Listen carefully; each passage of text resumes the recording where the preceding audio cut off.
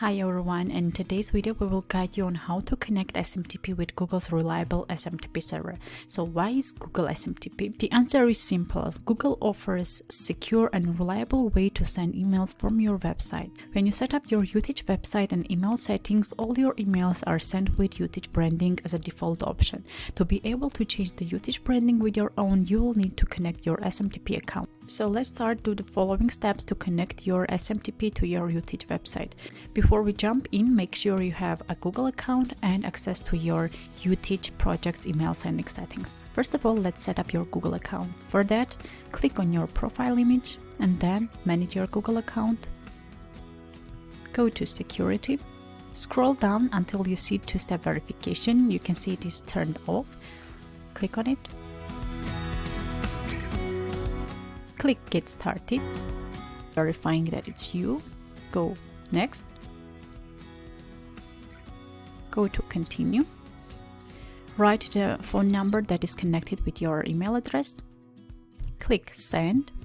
So here Google just sent a text message with verification code to your phone number. Click Next.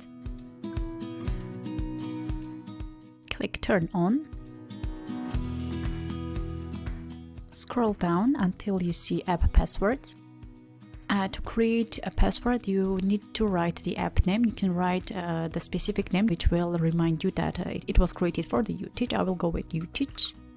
Click Create. Please keep this password in a secure place because you won't see this later. Then click Done. Here the setup is done, so let's go to your Uteach site. Go to Settings, then Integrations. Click SMTP. And here you can see the following fields. The first one is the SMTP host address. This is the server address provided by the email service that allows you to send emails through their system. Here you should write smtp.gmail.com. The next one is SMTP port. This is the port number used to send emails. There are a few port numbers. I will attach it in the video description. I will go with 587. In the username field, you should write your email address. This is the password that you have created for the app. Next is encryption, that you should write TLC. And then you should write the sender name. You can write anything that you want. And the sender email should be the same as the username. Then click Test. If it is successful, you will see this green notification. Then click Active and then Save Changes. So if the test fails, please double check your settings for any errors and make sure that your account is properly set up and has the necessary permissions to send emails. And if you have any questions about SMTP integration, you can always send us an email.